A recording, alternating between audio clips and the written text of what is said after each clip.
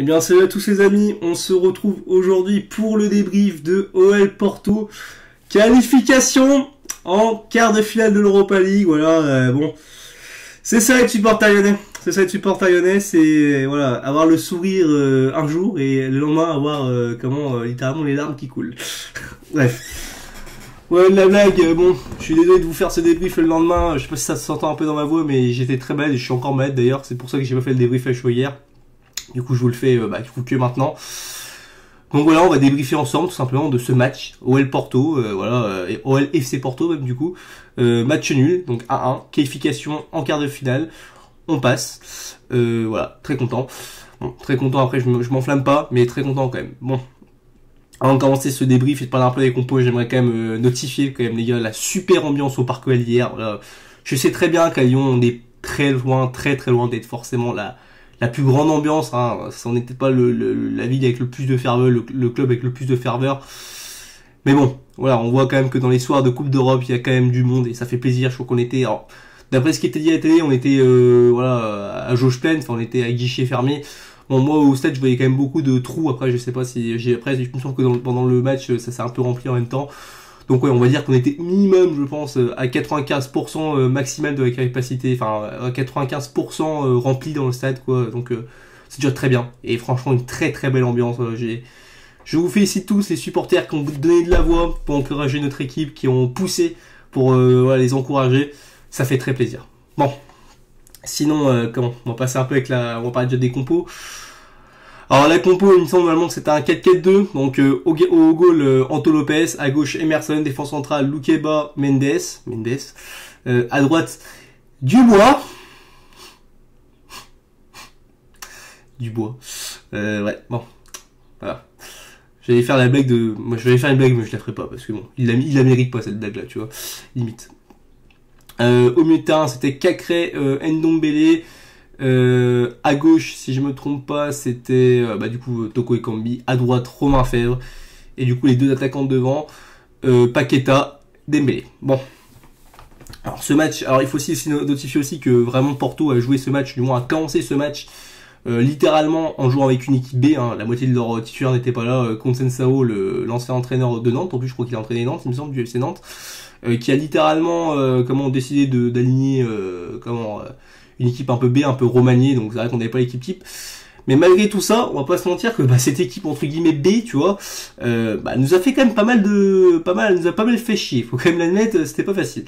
Bref, le match qui commence, alors on voit quand même, moi ce que j'ai vu, en ce début de match, on va dire dans ces 10 premières minutes, du coup, moi c'est un match où vraiment Porto, où j'ai vu pas un excellent début de match, mais j'ai vu quand même un Porto avec beaucoup de grosses intentions, qui avait quand même des intentions de jouer, des intentions de vouloir se qualifier malgré tout. Alors on pouvait penser qu'ils y croyaient pas, mais c'est faux. Moi je trouve qu'ils ont quand même essayé. Ils ont essayé, mais bon, il y a un but de Dembélé, voilà, Dembélé qui ouvre le score, il me semble vers la 12e minute, un truc comme ça, je crois, qui littéralement, alors, avec une ouverture, c'est pas un centre, c'est une espèce de transversale, il me semble, de Léo Dubois. Voilà, on était étonnés. Enfin, j'étais étonné à ma télé, j'ai fait waouh, Léo Dubois réussit ce genre de truc, ça n'arrive jamais, ça. Et c'est arrivé. Hein. En plus, je pense qu'il a eu peut-être un peu mal, et moi, pour mon plus grand plaisir, hein, le fait qu'il ne soit pas sélectionné en équipe de France, ça a fait beaucoup plaisir. Très content pour Jonathan Klaus quand même d'ailleurs. Donc ouais, peut-être qu'il a voulu un peu se venger, prouver qui il était. Du coup, il a fait un match globalement, plutôt satisfaisant, parce que la première mi-temps il a été très bon, la deuxième période pas du tout. Alors, je trouve qu'il a retourné un peu dans ses travers, quoi. Je trouve. Donc ouais, ouverture de Dubois. Pareil, hein, Dembélé quand il veut, voilà, il peut être tueur devant les buts. Bon après le goal il fait pas non plus un très gros travail aussi, je trouve que le goal il est pas non plus irréprochable. Le goal de Porto là, je crois que c'est qui le goal de Porto, c'est Diego Costa, je sais plus. Non, Diego Costa, je sais plus qui c'est. Excusez-moi, je me rappelle plus du nom. Je pense que c'est Costa son nom. Il se trouve peut-être un petit peu, mais voilà, Dembélé il fait une sorte de conduite de balle, genre un peu bizarre, tu vois, contrôle poitrine, puis après voilà, il la marque. Enfin, il est tueur, quoi, c'est ce qu'on lui demande à un neuf, c'est de marquer, il est tueur. Voilà, c'est ce qu'on lui demande avant tout. Après, dans le match, il a pas été très présent. Il marque son but, je suis content. Mais c'est vrai que c'est un peu dommage de pas voir ce Dembélé un peu plus sûr. Voilà, le problème de Dembélé aussi, c'est que je trouve qu'il est très, Dembélé, il est très irrégulier. Hein. Voilà, je trouve quand même que Dembélé, ton souci, voilà, c'est qu'il y a des matchs où là, tu vois, il t'en faut une pour marquer. Et d'autres matchs, il te faut, notamment face à Rennes, je veux dire, il t'en faut 50 et t'arrives pas à encadrer une, quoi. Donc c'est un peu chiant. Hein, c'est un peu chiant. Donc ouais. Bon, sur ce, je suis quand même content, il marque son but 1-0, on commence le match de la plus belle des manières, on se met dans les meilleures dispositions. Et là, on se dit, bon, moi je me dis pas, tu vois, qu'on va passer un match tranquille, mais je me dis, tu vois, on va leur mettre la pression, ça va être plus compliqué pour eux. Moi, je pensais même qu'on allait pousser, qu'on allait leur mettre un deuxième pour vraiment les tuer. Ça n'a pas été le cas. Ça n'a pas été le cas parce qu'après, voilà, ils ont. Alors après, globalement, on a dominé le match. Mais le problème, c'est qu'à chaque fois qu'on perdait le ballon, je trouve que voilà, le Porto récupérait le ballon, je nous sentais un peu en danger. Je nous sentais peut-être un peu frileux, malgré que la défense centrale a fait un gros boulot. Même les défenseurs, globalement, on a fait un assez gros boulot. Mais c'est vrai que j'ai trouvé quand même qu'on était assez frileux, quand même. T'avais l'impression que le danger pouvait arriver de n'importe où. Ça pouvait partir très vite. Et c'est un peu ce qui se passe avec cette perte de balle de Cacré. Enfin, Cacré qui fait une dinguerie, voilà, qui amène l'égalisation. C'est l'égalisation de Pépé, pas de Pep, parce qu'ils ont deux joueurs qui s'appellent, enfin, qui se prononcent, voilà, qui s'écrivent pareil de la même façon, donc PE. Voilà, c'est le défenseur central, l'ancien du Real Madrid qu'on connaît tous. Voilà, l'ancien du Real Madrid qu'on connaît tous, Pep. Et du coup, c'est quoi, c'est le milieu gauche, il me semble, c'est ça, Pépé. Voilà, bon, qui marque un super but, donc sur une perte de balle de Cacré. Alors, la défense centrale, notamment Thiago Mendes, n'est pas non plus, je trouve, irréprochable, hein, je trouve qu'il est un peu en retard, mais je vais pas leur mettre la faute dessus, je vais surtout mettre la faute à Cacré, qui pourtant, hein, globalement, fait un bon match, enfin, faut le dire, il a fait vraiment, je trouve, un match assez bon, mais bon, cet Taylor, malheureusement, coûte très cher, et on va dire qu'on s'en sort bien. Donc ouais, franchement, égalisation qui, franchement, est très belle, hein, une magnifique reprise de volée. Honnêtement, voilà, je me suis dit, attention, et voilà. On a failli, ça a été chaud, on va dire, plusieurs fois dans le match. Et après, ouais, c'est la première mi-temps. Après, globalement, je trouve qu'on a quand même su gérer. C'est plus en deuxième où je vais en parler après, c'est un peu plus compliqué. Bon, après, voilà. Ah oui, ça, j'ai oublié de parler aussi de ça. Après le but de Dembélé, hein, la célébration de Dubois. Hein, son chute, là. Tu sais, Léo Dubois, je vais te dire quand même un truc, très clairement. Léo Dubois, tu peux me faire, mais écoute-moi, il reste combien de matchs? Plus si tu comptes l'Europa League, en partant du principe que voilà, on soit éliminé, on va dire, même si on va jusqu'au bout, on va dire qu'il reste entre 10 et 15 matchs. Voilà, c'est ça, entre 10 et 15 matchs. Léo Dubois, tu peux me faire des masters, à part si on gagne l'Europa League, c'est peut-être le seul truc où je t'en voudrais pas, mais où je te féliciterais. Mais Léo Dubois, tu peux me faire, si tu veux, allez, on va dire, tu vois, 10, 12 bons matchs, je peux faire que des mois jusqu'à la fin de la saison, ça n'empêchera pas tout ce qu'on pense de toi, je pense aux supporters. On en a marre de toi. Pourquoi tu fais ça? Tu ne te sers pas en faisant ça. Pour qui tu te prends, putain? Vraiment, mais dehors de mon club, Léo Dubois. Dehors de mon club, vraiment. Tu nous agaces. Tu te prends pour qui? Pourquoi tu fais ça? En plus, c'est bien dans ton match en faisant ça. Tu vois, je veux dire, c'est débile. C'est débile, ça m'a un peu saoulé ça. Vraiment, c'est le genre de comportement que je déteste. Tu vois, c'est le genre de comportement qu'il faut virer à Lyon. Comme on parlera d'un autre alter ego qui est rentré en seconde période où lui aussi il faut vraiment le virer. Je pense que lui c'est plus possible aussi. Ça commence à me saouler. Enfin, ça commence à me saouler. Ça fait vraiment que ça me saoule, mais bon voilà. Donc ouais, Léo Dubois, ferme-le quoi, ferme-le. T'es vraiment un joueur en carton, tu le sais très bien. T'as peut-être de la chance sur la tête d'ailleurs d'être sélectionné du coup en équipe de France étant donné que voilà, tu veux pas voir le Covid. Enfin bref, t'as un cul comme ça, mais fais attention quand même, Dubois, fais attention. Donc ouais, après sinon, voilà, je parlais, ça c'était après le but de Dembélé, du coup après il y avait le but de Pépé. Et après le match assez, je trouve équilibré, je trouve pas qu'on a été non plus dominant, mais je trouve qu'on a plus maîtrisé, on va dire, que Porto, même si je vous dis qu'à chaque perte de balle, j'avais un peu plus peur. Bon, la mi-temps, voilà, à la mi-temps, il y a bon, on n'est pas dans la meilleure des positions, mais bon, ça va. Même si après on s'est rendu compte que ça a pu vraiment tourner en notre défaveur. Seconde période, bon, je vais commencer par ça parce que c'est vrai que la première mi-temps, je l'ai pas évoqué, mais c'est vrai qu'il faut que j'en reparle aussi en seconde période. C'est surtout là où vraiment je m'en suis rendu compte vraiment pour de vrai. Toko a chier, hein. Putain, Toko, je te jure, Toko. Ah, Toko, putain, quand tu t'emmêles les pieds, mais tu me rends fou quand tu fais ça, je te jure. C'est dommage parce que tu vois, t'apportes du mouvement, t'apportes de la profondeur, ça c'est très bien. T'as quand même fait des bonnes choses non plus. Tu fais pas un match complètement catastrophique, quoi. Mais putain, Toko, putain, sans déconner, l'intelligence de jeu, putain, ah pareil, ça c'est... Ah, c'est ça ton problème, c'est ça, c'est que tu nous fais du Toko, en fait, ouais, tu nous fais du Toko, on se foutait de ta gueule, Karl, Poto et Cambi, mais c'est exactement ça, quoi, on a vu ce joueur-là, quoi. Toko et Cambi, c'est vraiment dommage, c'est... Enfin, je sais pas, mais putain, toi tu joues pas simple, tu t'apportes pas tu joues trop individualiste, ça me fait chier, franchement ça me fait chier, tu peux nous faire perdre des ballons qui sont importants, ça peut partir très vite derrière, en plus quand tu vois les joueurs qu'ils avaient, franchement pas content. À part ça, après on va parler des changements.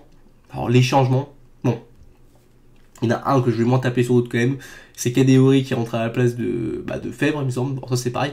t'as Kadewere, il rentre à la place de Feb qui joue au milieu droit, mais il le fait pas jouer à la place de Dembélé. Par contre, à la place de Dembélé, il met Paqueta 9, je crois. Enfin bref, c'est bizarre. J'ai pas trop compris son délire. Bref, Kadewere qui rentre. Alors Kadewere, ouais, bon, j'en parlerai après.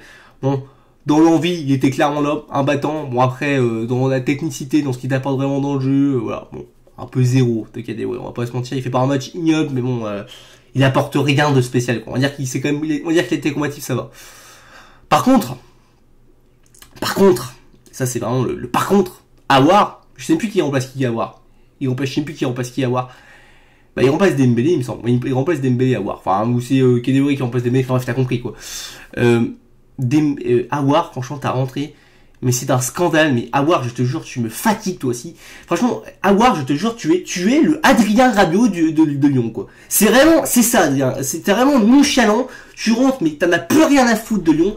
Mec, t'es en Coupe d'Europe, t'as Porto en face. Tu trouves pas le moyen de rien apporter, de rien branler. Tu ne fais aucun effort en jeu. Tu me saoules, Oussem Aouar. Tu me gaves. Tu n'es pas bon. Oh là là, putain. Et dire que t'as certains qui le défendent, putain, mais c'est grave. Non, c'est trop grave. C'est Aouar, catastrophique. C'est honteux de faire une montée comme ça. Déjà, je dis, ça fait 2 ans que tu n'as plus la tête à Lyon. Depuis ton final, hey, tu es perdu. Mais alors là, oh mon dieu, tu m'as rendu fou. Moi, je vais pas m'éterniser, j'en parlerai dans les fleuves. Bref. Après, bon. Le match se poursuit, ça a été beaucoup plus compliqué quand même, je trouve, surtout qu'en fait, en deuxième période, bah, il a fait rentrer de base le 11 titulaire, en fait, il a fait changer au cours du match contre Sensao.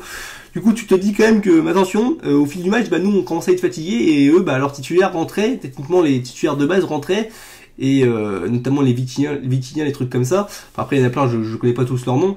Et Van Linson aussi, Et du coup, bon, c'était compliqué dans le sens où tu te dis que ça pouvait vraiment partir en notre défaveur, quoi. Tu te dis, bon...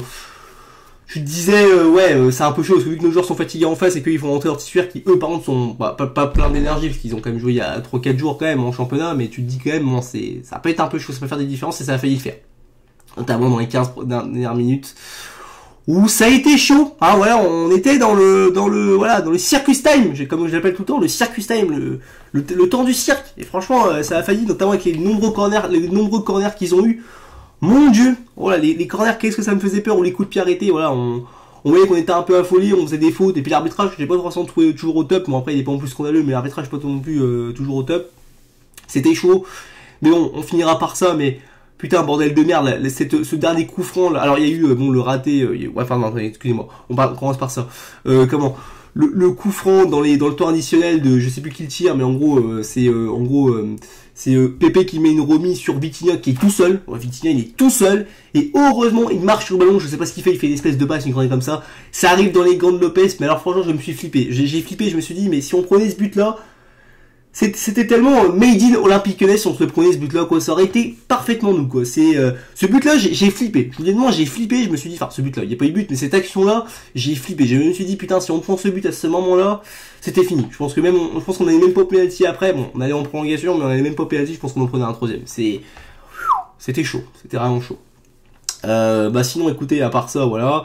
Bon, à part ça, oui, il y a eu aussi cette action où ils se gênent tous les deux. T'as Aouar et justement Paqueta qui gênent tout seul, alors qu'on peut tuer le match. Bon, on était déjà qualifié de base, tu vois, mais on peut gagner ce match et comme ça, ça aurait été plus beau, on va dire, sur les deux matchs, de gagner les 2 matchs, quoi, ça aurait été cool.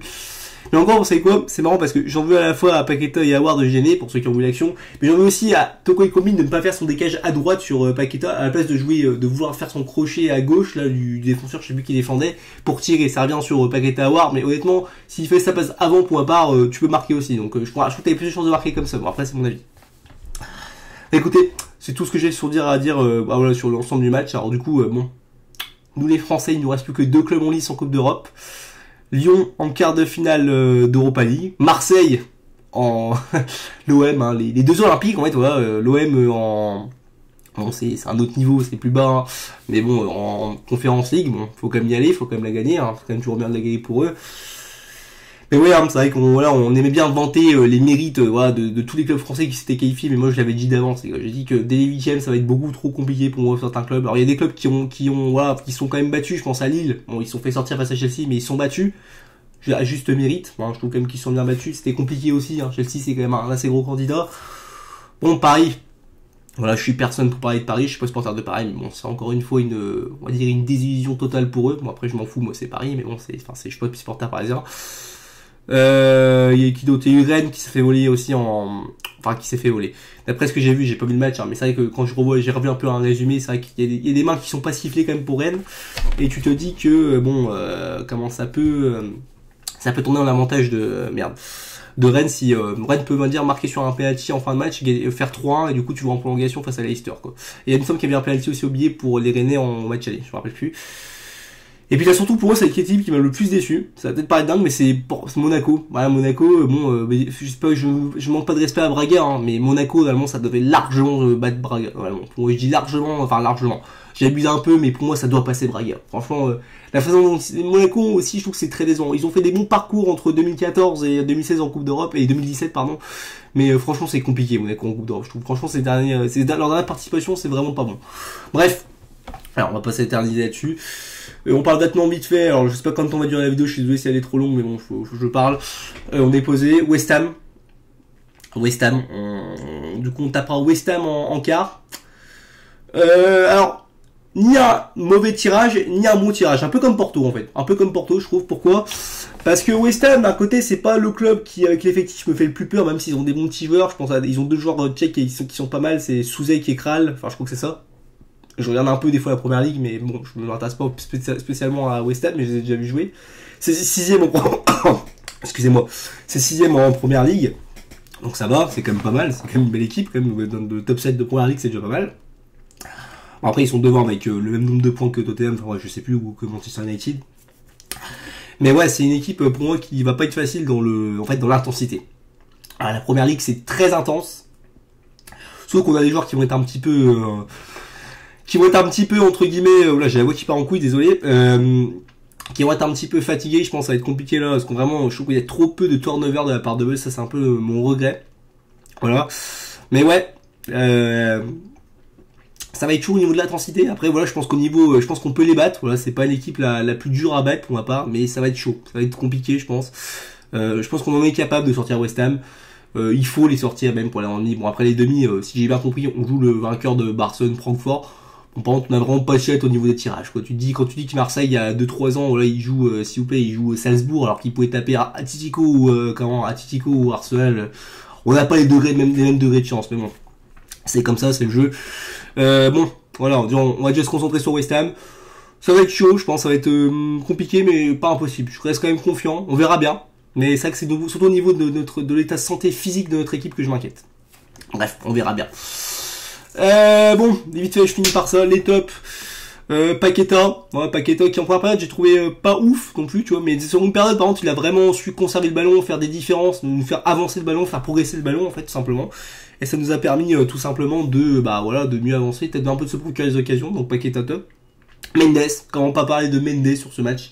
Énorme match de Mendes, voilà, rien à lui reprocher pour le coup quasiment. Ouais, enfin même pas quasiment, rien à lui reprocher en gros, en global. Donc ouais, Mendes top. Et troisième top, je vais mettre Ndombele. Ndombele c'est pareil, physiquement c'est impressionnant Ndombele. Il a une capacité à conserver le ballon, à même récupérer le ballon qui sont impressionnantes. C'est dommage qu'il soit un petit peu irrégulier, c'est ça son souci, enfin, qu'il soit un petit peu régulier. Il a toujours été régulier, c'est dommage, mais bon, ouais, très bon match de Ndombele. Globalement, j'ai trouvé vraiment au-dessus, vraiment plus présent que Cacré par exemple. Les flops, Toko c'est vraiment pas bon pour ma part, j'en ai parlé un peu plus avant, Toko pas ouf. Aouar pareil. Aouar vraiment très mauvais, le pire je pense de tous. Et troisième flop, bon je le mets en flop par rapport à ce qu'il a apporté dans le jeu, après au niveau de la combativité je lui enlève rien. C'est Kadewere. Voilà, Kadewere j'ai trouvé un petit peu, voilà, qui t'apporte pas assez de danger, de percussion, c'est dommage, mais bon c'est comme ça. Bref, je sais pas combien de temps dure la vidéo, ça fait peut-être plus de 20 minutes que je parle, je suis désolé. Voilà, on est qualifiés. Rendez-vous, je crois que c'est face à Reims dimanche, il me semble, si je me trompe pas. Donc on espère voilà une victoire avant la trêve, ce serait bien. Puis voilà, je vous souhaite une bonne fin de semaine. Et bon bah, comme vous le savez, hein, allez Lyon. Et bon voilà, c'est tout ce que j'ai à vous dire. Allez, passez une très bonne fin de semaine. Allez.